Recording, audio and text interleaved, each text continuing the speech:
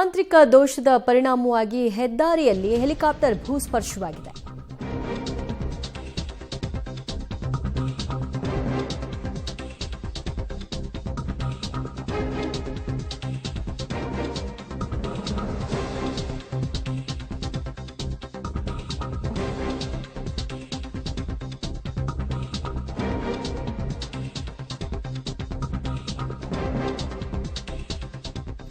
ಹೆದ್ದಾರಿಯಲ್ಲೇ helicopter ತುರ್ತು ಭೂಸ್ಪರ್ಶವಾಗಿದೆ.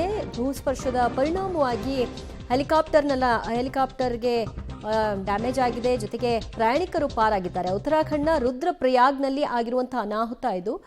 ಈ helicopter ಬೀಳ್ತಿದ್ದ ಹಾಗೆ ಅಲ್ಲಿದ್ದಂತಹ ಕಾರುಗಳು ಕೂಡ ಹಾನಿಯಾಗಿದೆ. ದೃಶ್ಯದಲ್ಲಿ ನೋಡ್ತಾ ಇದ್ರಿ.